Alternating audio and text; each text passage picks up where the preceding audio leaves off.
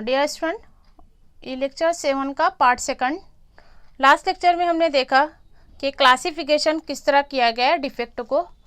उसमें पहली क्लास हमने देखा पॉइंट डिफेक्ट। देखें पॉइंट डिफेक्ट किसको कहा जाएगा, इसकी हम डेफिनेशन देखेंगे। स्टैचोमेट्रिक पॉइंट डिफेक्ट, ठीक है।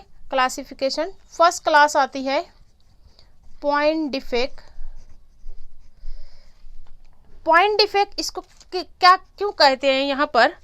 Because of it produce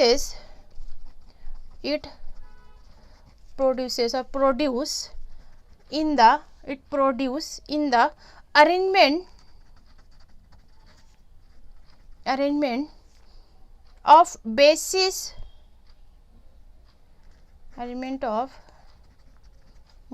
at lattice क्या है, हमने देखा है lattice point in crystalline solid, इसको कहा जाएगा पॉइंट डिफेक्ट, ठीक है। पॉइंट डिफेक्ट, और इसके दूसरी डेफिनेशन आप लिख सकते हो। और point defect are the irregularity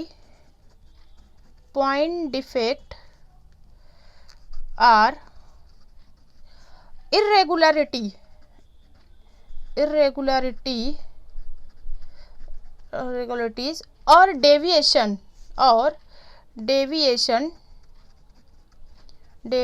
from ideal arrangement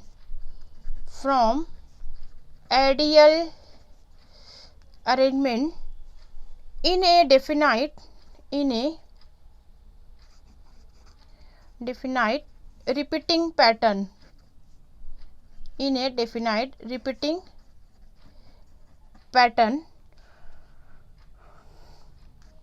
ठीक है। Deviation from perfect arrangement to occur in a crystal lattice, ठीक है। इसमें आप देख सकते हो अब ये डिफेक्ट किस वजह से होता है। ये हो सकता है ये ड्यू टू, इसकी कॉज क्या है, इसकी रीज़न क्या होती है। ड्यू टू रैपिड कूलिंग, जब क्रिस्टलाइजेशन प्रोसेस किया जाता है या प्यूरिफिकेशन किया जाता है, रिक्रिस्टलाइजेशन किया जाता है, तो वहाँ पर अगर रैपिडली आप कूल करते हो क्रिस्टल्स को, उसकी वजह से कुछ डिफेक्ट ऑब्जर्व होता है। और कुछ एडिशनल पार्टिकल होते हैं, presence of additional particles, ठीक है। इस वजह से यहाँ पर, और तमाम के तमाम डिफेक्ट जो होते हैं थर्मोडायनेमिक होते हैं। थर्मोडायनेमिक मतलब यहाँ पर हीट की वजह से और टेम्परेचर अफेक्टेड होते हैं। ऑल डिफेक्ट्स आर थर्मोडायनेमिकली, और इसको कह सकते हो डायनेमिक्स डिफेक्ट। तमाम डिफेक्ट जो होते हैं वो थर्मोडायनेमिक डिफेक्ट्स होते हैं। दैट मीन्स टेम्परेचर डिपेंडेंट, इसको आप लिख सकते हो। That means it is a temperature dependent. Temperature के कम या ज़्यादा होने से ये डिफेक्ट जो है वो कम या ज़्यादा हो सकती है। देखेंगे हम यहाँ पर पहली क्लास जो है पॉइंट डिफेक्ट को पहले उसमें क्लास में कैटेगराइज किया गया स्टैचोमेट्रिक। इसकी 3 क्लास है। लास्ट लेक्चर में हमने देखा stoichiometric defect, non stoichiometric defect and impurity defect, ठीक है। तो अब हम इसकी पहली क्लास देखते हैं। नंबर 1 फर्स्ट क्लास, मैं इसको ए से लिखती हूँ। First class that is stoichiometric defect.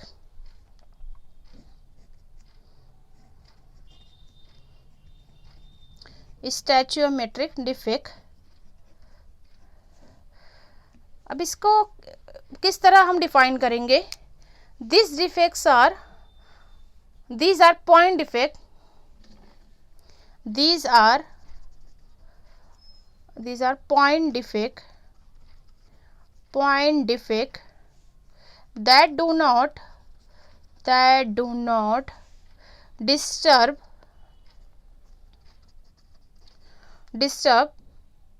the stoichiometric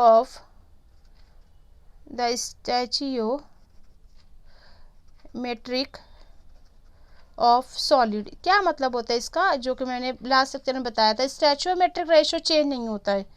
जिस अमाउंट में लिया गया, जिस रेशियो में है एटम मॉलिक्यूल्स, उतना उनका रेशियो मेंटेन रहेगा। इसके बेस पे इसको कहा गया they are also called as intrinsic और thermodynamic defect. They are also called as intrinsic और थर्मोडायनेमिक डिफेक्ट। ठीक है, अब इसको फर्दर क्लासीफाई किया गया 1 बाय 1 4 क्लासेस में। हम इसको एक एक करके स्टडी करेंगे और इसको हम कंपेरेटिवली स्टडी करेंगे। जैसे पहली है वैकेंसी डिफेक्ट, दूसरा है इंटरस्टेशियल डिफेक्ट, तीसरा शॉर्टकी डिफेक्ट एंड चौथा है फ्रैंकली डिफेक्ट।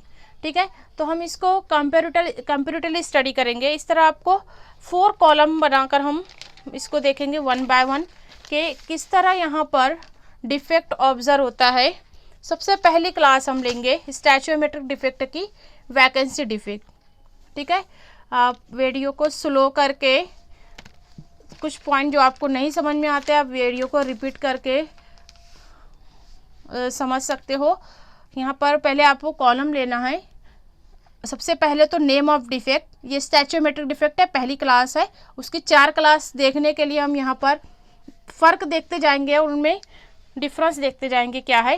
पहला है वैकेंसी डिफेक्ट। ठीक है, जैसा कि नाम से जाहिर है यहाँ पर वैकेंसी डिफेक्ट किसको कहेंगे, due to creation of some vacant place. ठीक है, in a crystal lattice generally in ionic solid. ठीक है, तो यहाँ पर क्या है, पहली हेडिंग डालेंगे आप वैकेंसी डिफेक्ट। इसका डेफिनेशन लिखेंगे हम सेकंड कॉलम में definition. When in ionic solid some of the lattice sites are vacant. ठीक है, some of the lattice sites are vacant. अब आप इसको फिगर के जरिए बहुत अच्छे से देख सकते हो। यहाँ पर फिगर में कुछ यहाँ पर खाली जगह है, ये दिख रहा है, ये खाली स्पेस को हम कहते हैं प्रेजेंस ऑफ सम वैकेंसी और सम फ्री स्पेस। ठीक है, अब इसकी वजह से डेंसिटी क्या होगी, जैसे मॉलिक्यूल है उसमें यहाँ पर कुछ फ्री स्पेस है, खाली जगह क्रिएट हो गई है, वैकेंसी क्रिएट हो गई है, उसकी वजह से उसकी डेंसिटी जो है वो डिक्रीज होगी। जाहिर सी बात है, कुछ आइटम वहाँ पे कम है तो उनका डेंसिटी कम हो जाएगा। ये जनरली पाया जाता है नॉन आयोनिक सॉलिड में। It found generally in non ionic solid. यहाँ पे आपको बुक में पेज नंबर 16 पर बहुत अच्छे से फिगर में बताया गया what is vacancy defect. Is that clear. यहाँ पे फिगर में आप देख सकते हो किस तरह यहाँ पर वैकेंसी क्रिएट होती है, वैकेंसी बताई गई है। Now second type that is called interstitial defect. इसकी डेफिनेशन देखेंगे सेकंड टाइप की। In a crystal lattice some of the constituent particle are occupied interstitial sites in lattice.